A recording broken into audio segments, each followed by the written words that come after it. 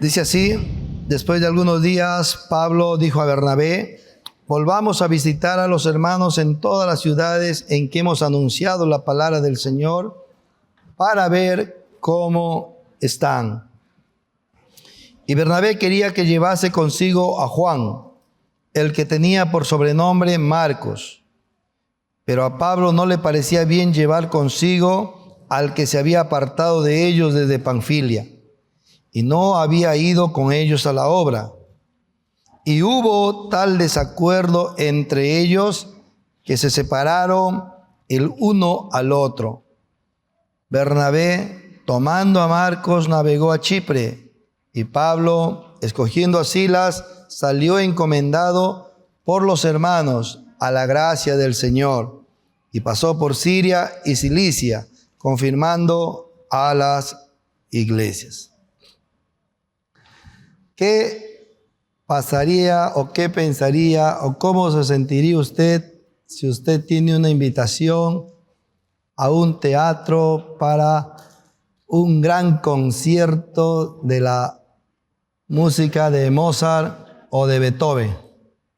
Y usted está sentado ahí en el palco y ha comenzado la quinta sinfonía a sonar, y usted está deleitándose de lo que Mozart, Beethoven escribió y puso esas notas, y de a pronto, en medio de esa hermosa armonía de la música, usted escucha el teclado dando unos ruidos horripilantes. Y todo se paraliza. El director mira y se da cuenta que el timbalista está con su puño golpeando las teclas del piano, y le llama la atención. Pero mientras le está llamando la atención al timbalista, que sigue golpeando al piano a las teclas del piano con fuerza, el pianista sigilosamente se fue a los timbales y también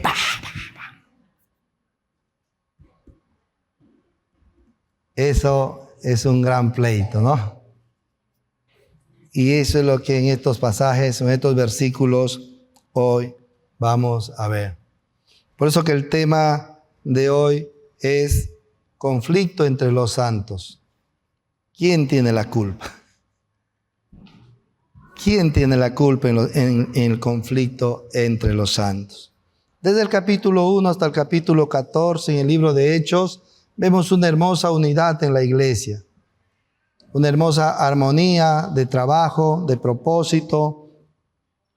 A pesar de la persecución, a pesar de las cosas duras que atravesaban, a pesar de las contrariedades que vivían contra todos los que le perseguían, ellos se mantenían unidos, fervorosos, con un solo propósito, con el único anhelo de que Cristo sea glorificado, sea con su vida y muchas veces con su muerte. Pero había una unidad, una armonía hermosa en la iglesia, como tiene que ser siempre la iglesia, amén. Pero también este capítulo o este pasaje que vamos a ver no nos tiene que extrañar, que en medio de la iglesia también va a haber ruidos discordantes, sonidos en medio de la armonía, en medio de la iglesia, en medio de los santos. Cuando uno ve este pasaje metido en la Biblia, sinceramente uno dice: este libro es palabra de Dios. Este libro sí es verdad. Porque cualquier libro que te quiera hablar del carácter y de la vida, siempre trata de ocultar las actitudes negativas o malas de los protagonistas, de los autores. Siempre trata de minimizarlos. Pero la Biblia no es así. La Biblia, al contrario, las expone. La Biblia no esconde la miseria del corazón, aún de los santos de Dios. Los expone claramente. ¿Para qué? Para que sean para mí y para usted una gran bendición. ¿Una gran bendición de qué? De poder entender, como decíamos el domingo pasado en el ayuno, que si Dios pudo usar a estos hombres con todos esos defectos y discordancias, también te puede usar a ti. También puede tomar tu vida y hacer grandes cosas. Y por eso me alegra cuando encuentro estos tipos de pasajes que nos hacen ver que Dios no puso sobre hombre alguno el éxito del evangelio y de la iglesia. Que Dios no puso sobre alguien y dijo, tú te cargas la iglesia y tú ves cómo va. ¿Por qué no puso? Porque somos vasos de barro. Dios puso el éxito del evangelio y de la iglesia en los hombros de Jesucristo, el vivo y el grande. Amén. Por eso que Jesús dijo, y yo edificaré mi iglesia. Nosotros solamente somos barro en las manos de un Dios hermoso. Así que, queridos hermanos, nunca el éxito y la victoria y la vida hermosa de la iglesia estuvo en los hombros de algún hombre. Nadie se puede jactar y decir, por mí sucede esto, por mí. No, Dios te está usando a ti, es verdad. Amén. Por eso el apóstol Pablo dijo, ¿quién es Apolos? ¿Quién es Pablo? Nada. El único que da crecimiento es Cristo, es Dios. Amén. Así que dile al que está a tu lado, eres vaso de barro. No te olvides. No te olvides. Y por eso que la Biblia no trata de engañarnos, no nos trata de pintar mariposas bonitas, sino nos dice lo que hay en el corazón aún de sus santos. Amén. Y cuando uno revisa la Biblia, ve desde Abraham, el padre de la fe, hasta el último apóstol de Cristo, nos muestra defectos y detalles que uno dice, pero ¿cómo Dios lo usó? Es porque Él puso un tesoro hermoso en su corazón. Y ese tesoro es el que nos ayuda a cumplir el propósito por el cual Dios nos ha llamado. Muy bien, vamos primero a ver a los protagonistas de esta historia. Son dos hombres conocidos. Dice así, después de algunos días, Pablo dijo a Bernabé, volvamos a visitar a los hermanos en todas las ciudades en que hemos anunciado la palabra del Señor, para ver cómo están. Pablo y Bernabé ya habían realizado el primer viaje misionero que había salido de Antioquía, de la iglesia donde ellos eran líderes, eran muy reconocidos, y esa iglesia lo envió al primer viaje misionero. Y se embarcaron a ese primer viaje misionero, y en ese primer viaje misionero llevaron como ayudante a Juan Marcos, y se emprendieron el viaje. Y se fueron a muchas ciudades, evangelizaron, predicaron, discipularon y levantaron hermosas iglesias. Y luego de un tiempo regresaron otra vez a Antioquía. Y estando en Antioquía, en el capítulo 15, hay una pequeña contienda entre los cristianos que creían que se debía practicar la ley más la fe, y Pablo que decía que solamente era la fe. Eso lo llevaron al concilio de Jerusalén, y en el concilio de Jerusalén le dijo Santiago, dijo, hermanos, no hay que cargar a los gentiles con las leyes que solamente le toca a nuestro pueblo.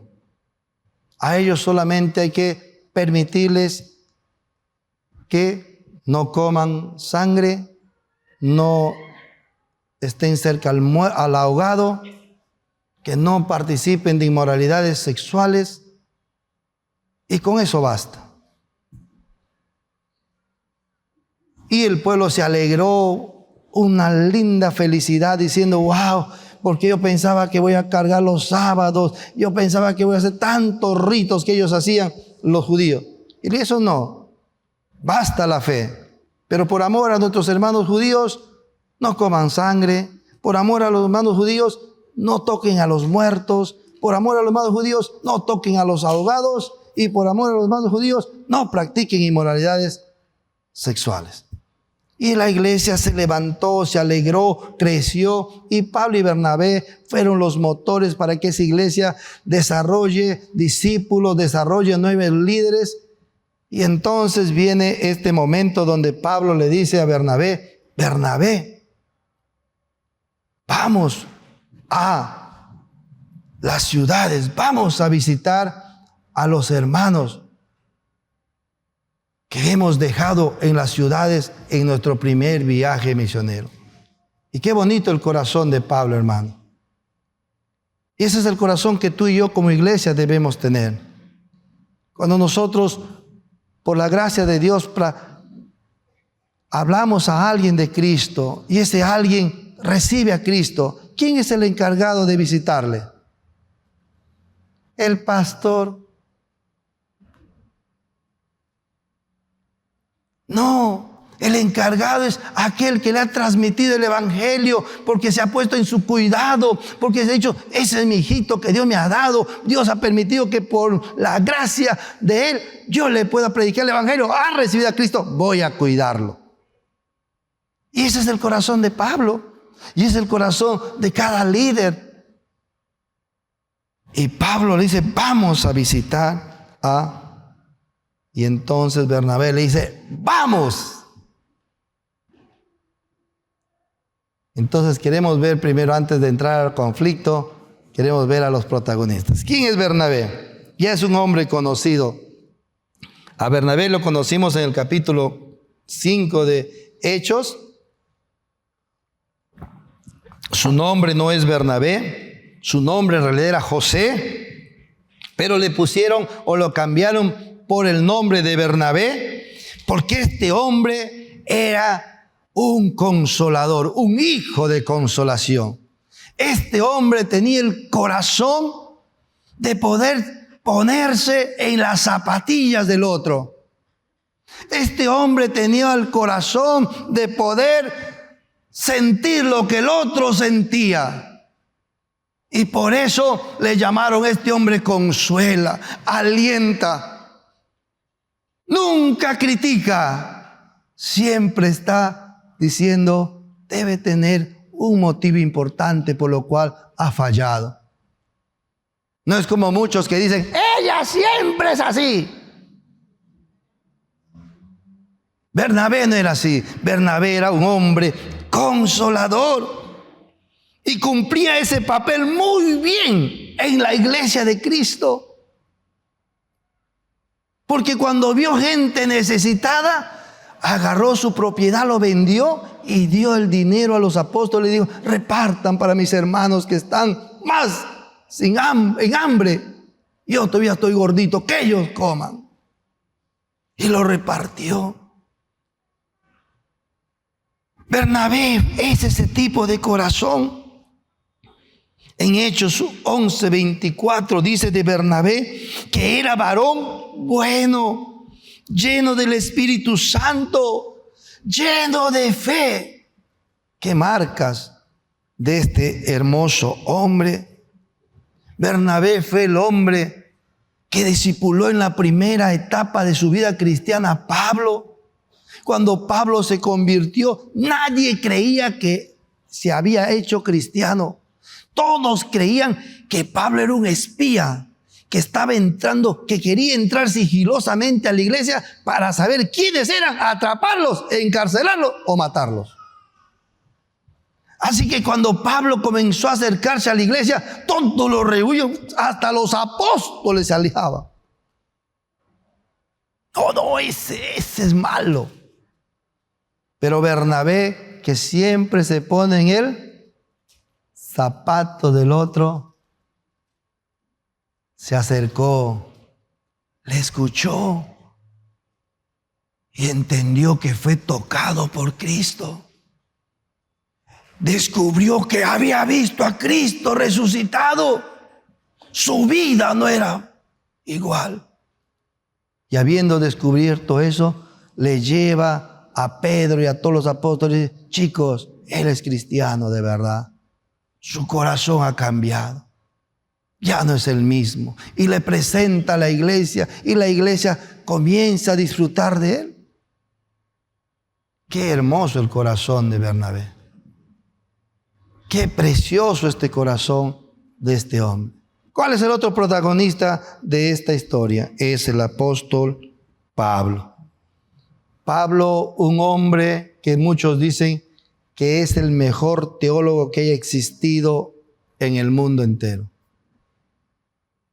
Las cartas de Pablo, inspiradas por el Espíritu Santo, han marcado que toda nuestra sociedad occidental tenga unas formas hermosas de vida. ¡Qué gran hombre! Lleno del Espíritu Santo. Él vio con sus propios ojos a Cristo resucitado. Una experiencia que le marcó toda su vida, que le cambió de ser un hombre violento y que respiraba la muerte, le cambió a ser un hombre con un propósito, una misión tan fuerte en su corazón, que dice la Biblia que en su primer viaje misionero lo tuvieron apedreado y hasta creyeron que estaba muerto. Y por eso le dejaron de apedrear. Pero se levantó y volvió a predicar. Porque como él dice, ¡ay de mí si no proclamo al Cristo que he visto! ¡Qué pasión de este hombre! Tan apasionado es que cuando la iglesia de Jerusalén le recibió, él se fue a predicar por todos lados con toda briosidad. Que todos comenzaron a ver mal a la iglesia. Decían, oye, tú tienes un fanático, parece aquí en la iglesia. Entonces la iglesia decía, Pablito, ¿sabes qué? Vaya a su tierra, vaya a Tarso. Y le sacaron de la iglesia al pobre Pablo. Este es el corazón de Pablo. Un hombre con una misión, como dice Hechos 26, del 15 al 18. Yo te he llamado para que vayas y abra los ojos a los gentiles, para que los quites de la potestad de Satanás y los traigas al reino de Cristo y de la luz de Cristo. Un hombre apasionado totalmente. Era de un temperamento inquebrantable el apóstol Pablo. Entonces, cuando uno va leyendo esta historia, uno diría, son dos preciosos hombres, ¿sí o no? Pablo y Bernabé. Y en medio de estos dos hombres ocurre lo que dice el versículo 37 al 39. Y Bernabé quería que llevasen consigo a Juan, el que tenía por sobrenombre Marcos. Pero a Pablo no le parecía bien llevar consigo al que se había apartado de ellos desde Panfilia y no había ido con ellos a la obra. Y hubo tal desacuerdo entre ellos que se separaron el uno al otro. El conflicto. Ya hemos visto a los dos protagonistas. Ahora nos metemos al conflicto. Al planear su viaje misionero, Bernabé, con ese corazón consolador, con ese corazón de dar segundas oportunidades, con ese corazón de ponerse en las zapatillas del otro, dice, llevemos otra vez a Juan Marcos. Y Pablo, con el corazón apasionado, que las misiones se cumplan, que el propósito de Dios nada lo detenga, se pone y dice, no le llevamos. No podemos llevar a un traidor, a un desertor. La primera vez le llevamos y nos abandonó.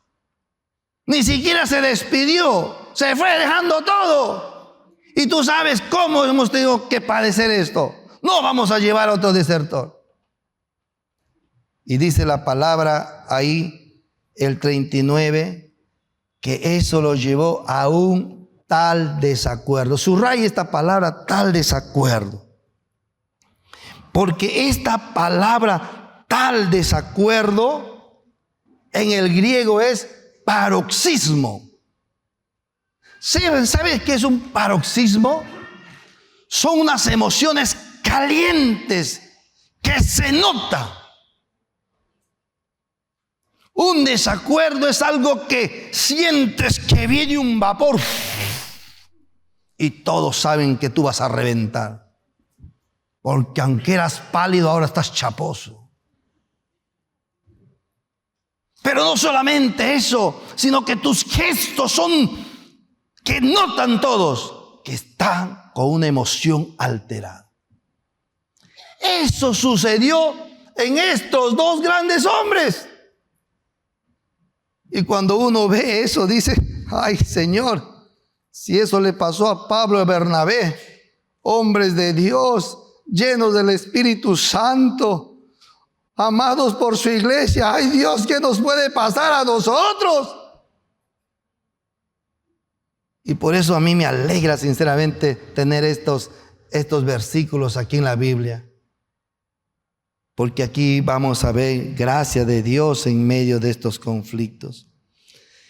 Este desacuerdo es como un ataque emocional en el corazón de ambos, con un arrebato. Esta palabra desacuerdo también lo puedes traducir como una irritación fuerte, exasperación, que te lleva a terminar peleándose y separándose.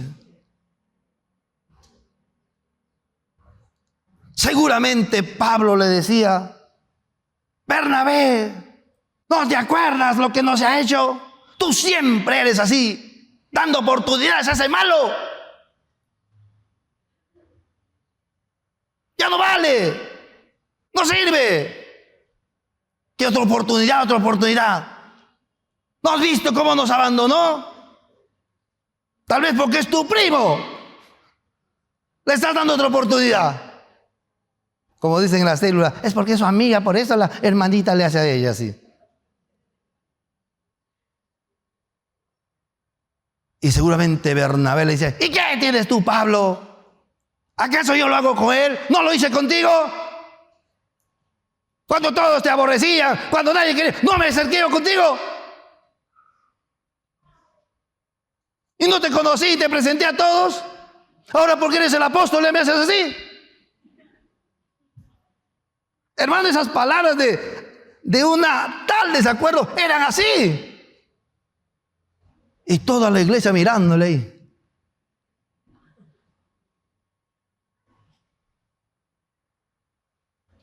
Ese desacuerdo era grande.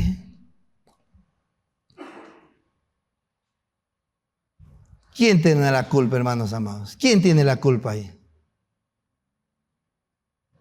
Pablo o Bernabé. A ver, los que dicen Bernabé, levanten la mano. Los que dicen Pablo.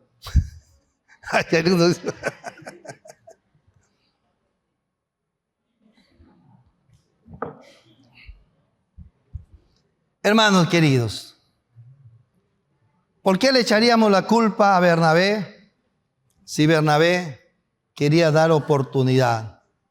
Como el Cristo nuestro, que es un hombre de oportunidad. Pero ¿por qué también le daríamos y le echaríamos la culpa a Pablo? Cuando Pablo, con toda la pasión de su corazón, quiere cumplir el propósito que Cristo le entregó. Como nuestro Cristo, que cuando Pedro se interpuso y le dijo, maestro, que no te maten, ¿qué le dijo? Apártate de mí, Satanás. ¿Quién tiene la culpa? ¿Se ha dado cuenta también que en nuestros matrimonios hay peleas como en Pablo y Timoteo y Bernabé. Y que la esposa tiene razón. Y el esposo también tiene razón. ¿Qué hacemos ahí? ¿Quién es el que tiene la culpa en este desacuerdo?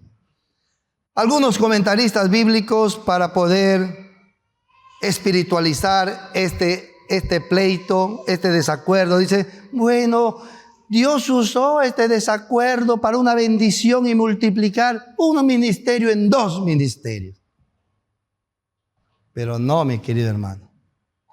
Para Dios puede multiplicar ministerios sin pleito.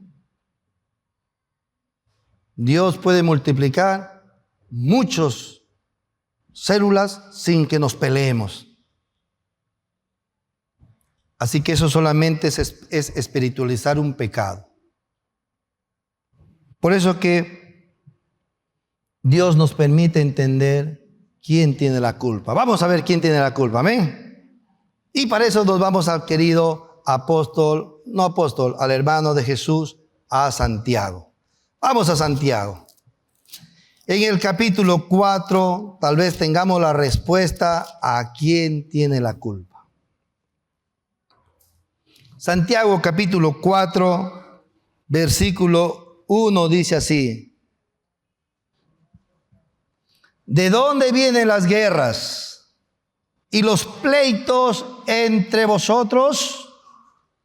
¿No es de vuestras pasiones las cuales combaten en vuestros miembros?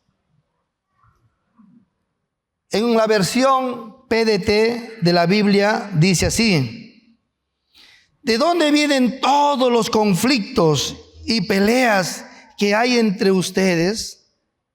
Vienen de ustedes mismos, de sus deseos egoístas que siempre están librando una guerra en su interior. Santiago está preguntando, ¿quieren saber de dónde vienen esas peleas que tenemos en la iglesia, en la célula, en la familia, en el colegio, en el trabajo? ¿Saben de dónde viene todo eso? Y la gente responde, viene del otro, viene de lo otro, viene del presidente, viene de esto. Y Santiago dice, no, viene de vuestros corazones. En sus corazones y en nuestros corazones tenemos pasiones desordenadas, deseos tan fuertes que si nos descuidamos nos hacen y nos guían al pleito y a la separación. Eso es lo que está diciendo el apóstol Santiago. Son corazones que descuidaron someterse a la voluntad de Dios y quieren gobernar ese asunto. Son corazones que quieren cumplir sus deseos a toda forma o a toda costa. Y dice Pablo, Santiago dice, de ahí vienen las guerras y los pleitos. Como se cuenta que un niño se va donde su papá, que estaba esperando que su mamá estaba en la cocina, estaba él en la mesa del comedor, y la mamita ya estaba haciendo el desayuno, y su niño va donde su papá, papá, mañana vamos a tener examen de historia universal. Dime, papá, ¿de dónde se produjo la primera guerra, la Segunda Guerra Mundial? La primera y la segunda. Y su papá, un hombre estudiado, le dice, hijito, lo que pasa es que los desacuerdos nacionales entre un país y otro país, y esos desacuerdos llevan a conflictos y estalla la guerra. Y su mamá, que estaba escuchando, haciendo su huevo, porque la mamá siempre escucha. Ay. No, hijo, lo que pasa es que esos que levantan la guerra son gente que quieren plata, y como no tienen plata tienen que pelear contra el país para que tenga plata. Y su padre, oye, mujer, no te metas. ¿No ves que mi hijo me está preguntando a mí que yo no puedo hablar? Y el hijo se da cuenta, papá, tranquilo, ya sé de dónde se viene la guerra. ¿De dónde viene la guerra? ¿De dónde viene ese pleito profundo que tú tienes con tu esposo? ¿De dónde viene ese pleito profundo que tienes con tu yerno? ¿De dónde tiene ese pleito profundo que tienes con tu hermana que bebieron la misma leche de tu mamá? ¿De dónde viene? No, es que me quitó. No. Viene del corazón. A eso está apuntando el apóstol Santiago. O sea que lo que produjo este gran desacuerdo entre Pablo y Bernabé no fueron sus diferencias doctrinales, no fueron sus diferencias que él quería llevar a Juan y el otro no quería. Eso no. Lo que produjo este gran desacuerdo, este gran conflicto en Pablo y Bernabé es que ellos dos tenían algo en común en ese momento. ¿Qué tenían algo en común? Que ninguno de ellos quería doblegar su corazón. Que ninguno de ellos quería sujetarse en humildad al Espíritu Santo. El Espíritu Santo golpeando a Pablo: Pablito, ríndete, llévate a Juan. No puede ser. El Espíritu Santo diciendo a Bernabecito, déjale a Juanito en el tercer viaje y lo llevas. No, ahorita tiene que ser. Los dos tenían en común la gran falta de entregar sus corazones piadosos. Ellos pusieron énfasis en su buen razonamiento, en sus buenos deseos. Que no están buscando lo malo, estoy buscando lo bueno, así que aquí me paro.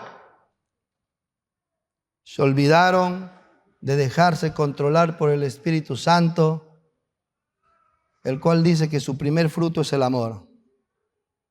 Y el último fruto es dominio propio.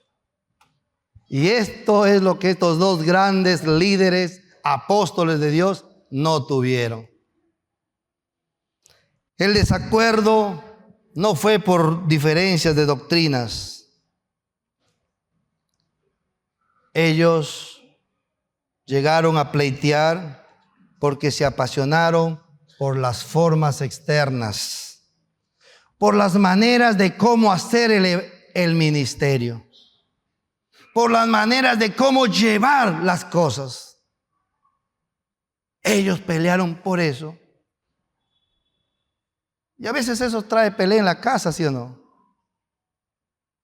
No sé por qué, pero la gran cantidad de varones no metemos la ropa sucia en el tacho, lo dejamos encima. ¿A cuándo le pasa eso? Y eso genera pleito, ¿sí o no? Porque la esposa dice: ¿hasta cuándo voy a hacer esto? Y solamente eran unas telitas en el tacho.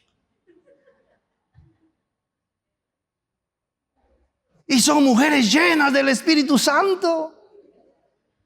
Y hombres llenos del Espíritu Santo. Pero esas pequeñas cosas muchas veces nos han hecho dormir solos y malos por mucho tiempo.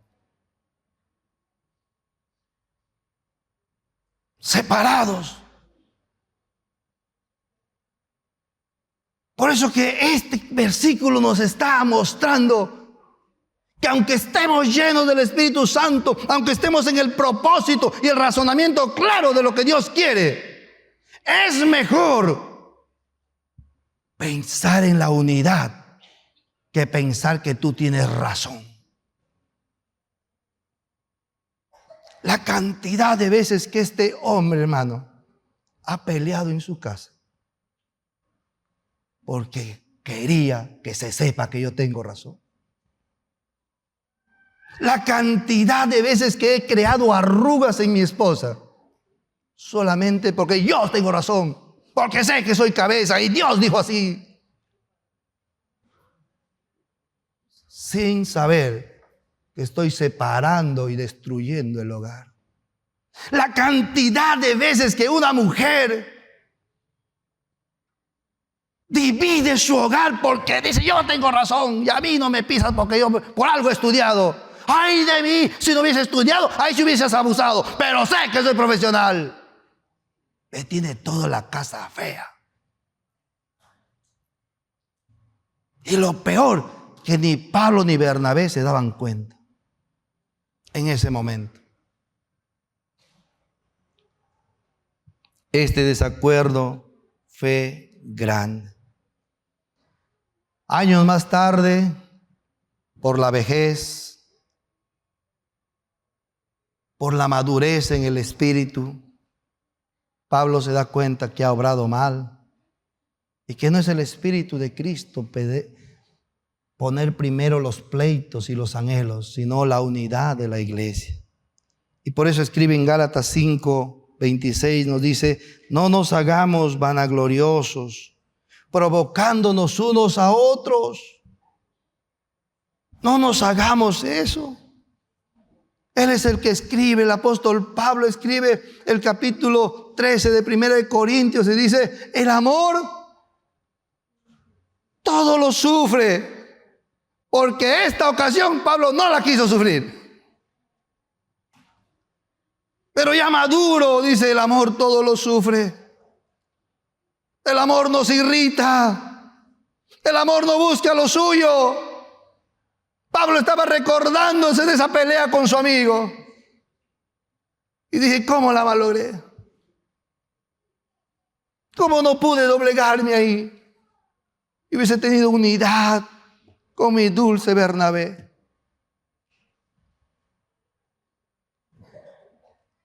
¿Cuáles son los resultados de los conflictos o del conflicto que nos muestra la Biblia en este pasaje? Dice, versículo 39, hubo tal desacuerdo entre ellos que se separaron.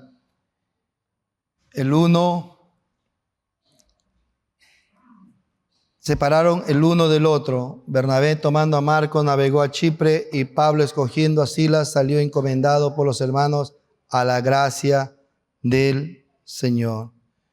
¿Cuál es el primer resultado de la separación, de un conflicto? El primer resultado es la separación. Hermanos queridos, tal vez no se han divorciado, pero viven como divorciados. Por nuestros hijos te aguanto. Si no tuvieses hijos, ya hace rato me hubiese ido. Eso es horrible, hermano. Eso no es del cristiano.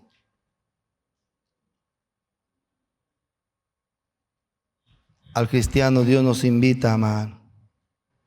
Las peleas, los conflictos son amargos, son dolorosos, penosos. Y cuando es dentro de la iglesia, mucho más. Porque el mundo espera unidad en una iglesia. La gente que llega a tu célula espera una célula bien unida, bien amorosa, sin nada, sin ninguna magali en el medio, que chismea y divide, sino una célula hermosa, unida. Porque si no está unida, va a haber separación. ¿Cuánto habrá sufrido la iglesia al ver a dos grandes hombres de Dios teniendo esas grandes diferencias y no poder entenderse y no poder ver que se pongan de acuerdo?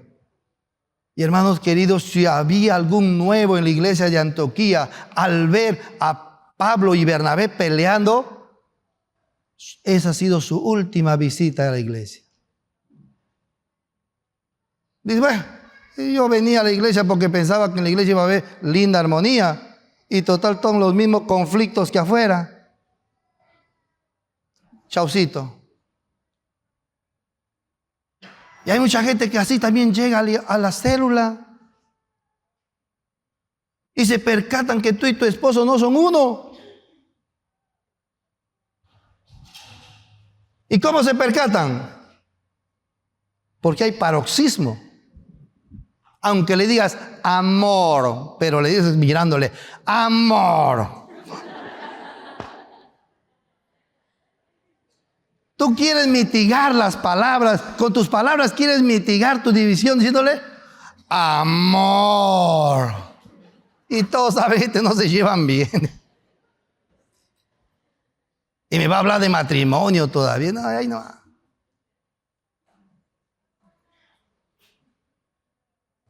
¿Se da cuenta, hermano amado, de lo que nos puede pasar a nosotros como iglesia de Dios? Y a mí me bendice venir leyendo Hechos, porque si no hubiésemos leído Hechos no nos encontrábamos con estos pasajes. Pero yendo versículo a versículo nos encontramos con estos pasajes. Esa separación hizo que Bernabé, tomando a Marcos, se vaya a Chipre. Me llama la atención que Marcos y Bernabé se van y no dice, y la iglesia los despidió. ¿Y sabe por qué? Porque en un conflicto los que son de corazón noble, los que son de corazón callado, noble, no hacen bulla para marcharse. Se van callados, pero heridos. Quizás de tu célula, ¿cuántos se han marchado? No voy a pelear. Tal vez tu esposa está tan callada porque, ¿qué te va a pelear? Como alguien dijo, ¿para qué voy a pelear con mi esposo? Porque lo que le digo a él no le pinta. Y todavía me dice, amor, vamos, te voy a comprar una lavadora. Me lleva. Yo le digo, yo quiero Mave. No, Mave no, te voy a llevar un LG. ¿A qué me llevas? Le dice. Entonces haz tú todo lo que quieres. Y al final tenemos mujeres apagadas, calladas. Y Bernabé partió con Juan Marco a Chipre. Y Pablo, siempre los que tienen carácter así más fuerte, más emocionante, todo, chao Pablo, porque él nunca se va callado, siempre se va haciendo bulla. Se va despedido por la iglesia. Separados. ¿Cuál es el segundo resultado? El segundo resultado y el más importante, hermanos, que podemos observar aquí es el triunfo de la gracia de Dios. Pues a pesar del conflicto, a pesar de la separación de dos grandes amigos y líderes de la iglesia, que por un momento se dejaron llevar por sus pasiones orgullosas, Dios hizo que de los dos hombres grandes ministerios, exitosos ministerios. El poder de Dios aún les acompañaba a esos barros, a esos vasos de barro.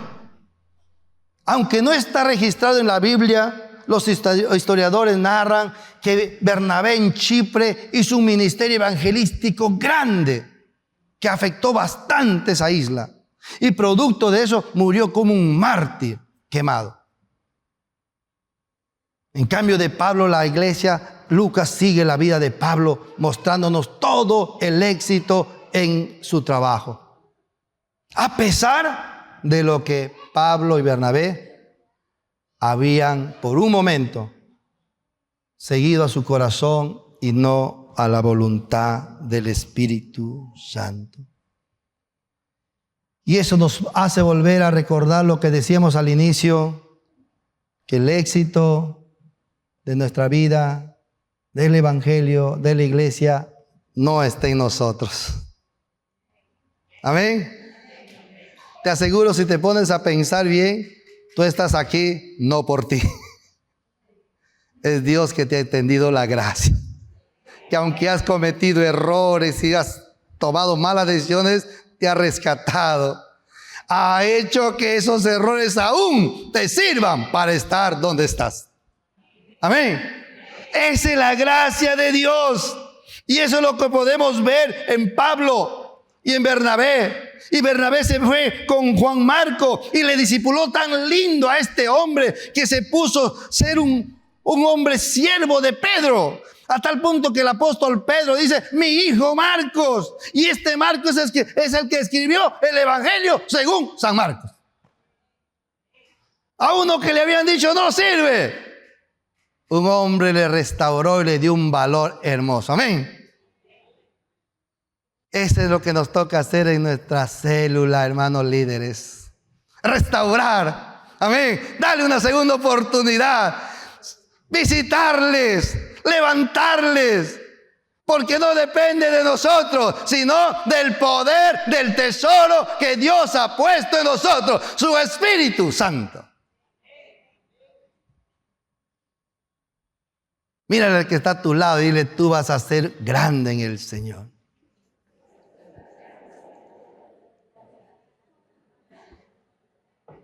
Dios te va a usar. Dios te va a usar. Así que el éxito del reino de Dios no está en nuestros hombros, sino en los hombros de Jesús. No depende de cuán bueno hayamos hecho. Depende de cuán bueno es Él y cuán poderoso es Él. Por eso el apóstol Pablo escribió, pero tenemos este tesoro en vasos de barro. La gracia de Dios impidió que la iglesia se divida. Porque si no, uno hubiera dicho, vamos un lado por Bernabé, otro por Pablo. Pero gracias a Dios no sucedió eso. Los dos hombres, aunque separados, Dios los usó en la pasión que había en sus corazones. A Pablo apasionado porque se cumple el propósito de que toda la tierra conozca de Cristo, le llevó a cumplir. Y a Bernabé apasionado de dar segundas oportunidades, también llevó a que Juan Marcos llegue a ser lo que fue. Tanto es que el apóstol Pablo, cuando habla de Marcos, dice, envíame a Marcos, porque me es siervo útil para la obra. Amén. Esas palabras nos hacen ver que aunque no está registrado en la Biblia, en algún momento se reconciliaron. En 2 de Timoteo 4:11 dice, a Pablo y a Bernabé, hablando a Juan Marcos, primo de Bernabé, hablando con palabras ya dulces. Recíbanlo, dice. Recíbanlo en sus casas cuando los visiten. Denle los honores de grandes hombres. Qué bonito. Amén. Ese es el corazón del Señor. ¿Qué consecuencias hay cuando peleamos entre amigos? ¿Qué consecuencias hay cuando hombres de Dios, hijos de Dios se pelean? Número uno, siempre va a haber consecuencias penosas cuando hay diferencias y altercados en la iglesia. Siempre va a haber consecuencias, hermano. Tu hijo, mi hijo, cuando nos ve peleando a nosotros en la casa, mostrando las diferencias, hay consecuencias en ese niño. Tal vez uno dice, pastor, pero no es para tanto, si ahorita nos está diciendo que la gracia de Dios lo cubre todo. Pastor, no es para tanto. Sí es para tanto, mi querido hermano. ¿Por qué es para tanto? Porque nuestro maestro oró para que seamos uno.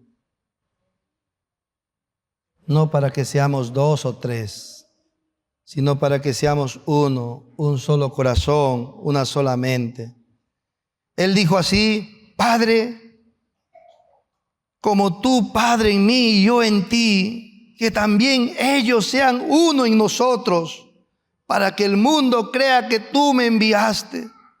La gloria que me diste yo les he dado para que sean uno, así como nosotros somos uno, yo en ellos y tú en mí, para que sean perfectos en unidad, para que el mundo conozca que tú me enviaste. Si hay algo que el mundo está observando en la iglesia de Cristo, es si somos uno. Amén. Si hay algo que la iglesia está observando en la familia que es cristiana, es que esa familia sea uno. Si hay algo que el mundo está observando en esa célula, es que sean uno. En ese ministerio, que sean uno. Ese es el corazón.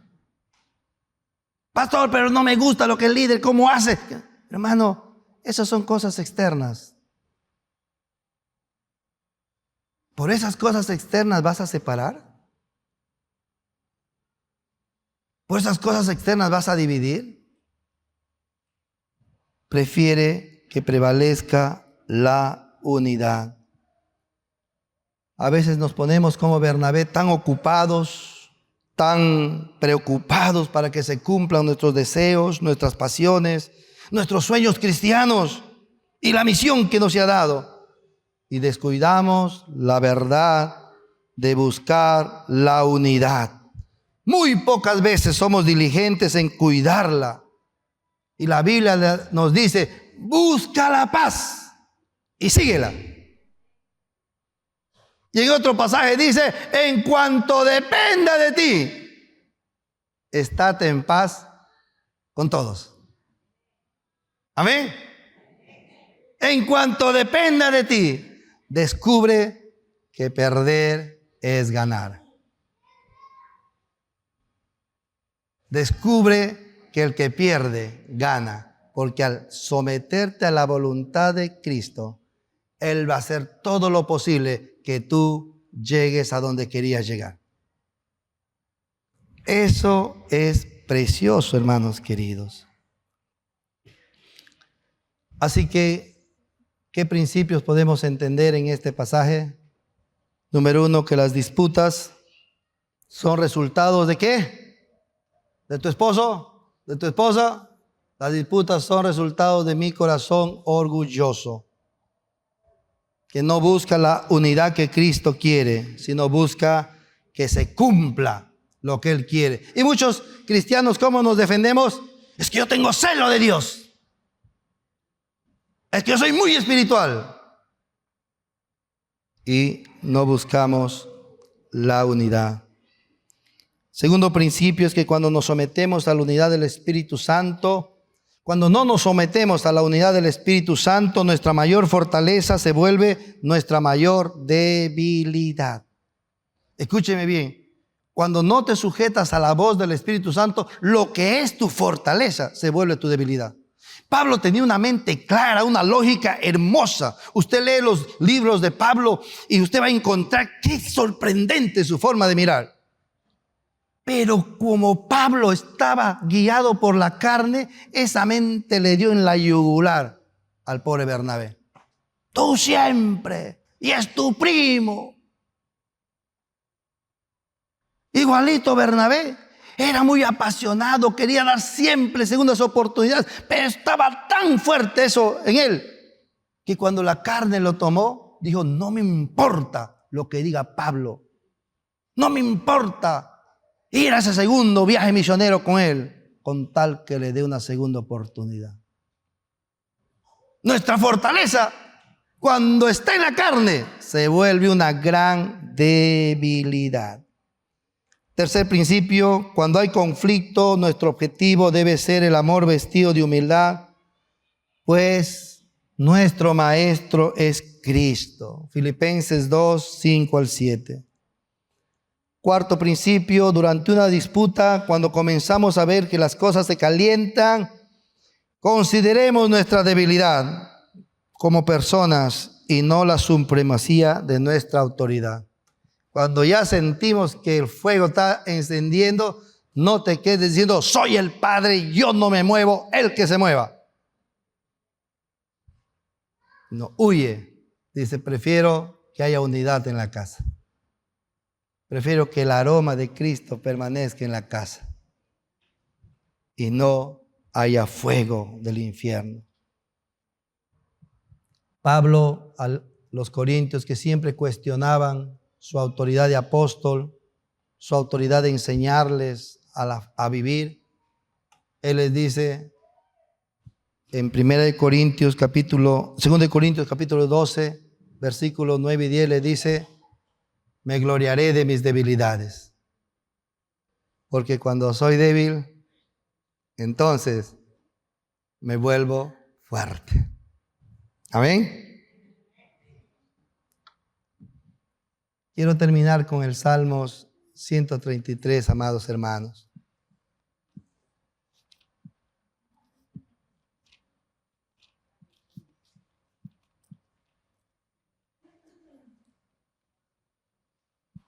El Salmo 133 es un salmo corto, Tiene 3 versículos. Y dice, mirad, cuán bueno y cuán delicioso es habitar los hermanos juntos en armonía. Y esa primera palabra, mirad, dice, detente, observa. Cuando hay armonía en una familia, en una célula, en una iglesia, es hermoso. Observa que la armonía es delicioso. Mirad, dice el salmista, ponte a ver esto. Porque muchas veces observamos conflictos y lucha y qué horrible ese hogar. Qué horrible esa célula. Qué horrible esa vida. Y por eso el salmista dice, presta atención. Merece la pena poner atención. Esto es una maravilla rara. Por tanto, mira. ¿Qué tengo que mirar? Cuán bueno y delicioso es habitar juntos en armonía. Es bueno porque refleja el corazón de Dios y el propósito de Dios es la unidad entre su pueblo. Es delicioso porque hace que la vida en común como pueblo de Dios, como familia, sea mucho más agradable, pues se puede construir, edificar en la paz de la unidad. Qué feas son las temporadas en las que dominan las constantes disputas y conflictos. La unidad del pueblo de Dios es una bendición tan notable, por tanto es buena como deliciosa. Hermanos en armonía.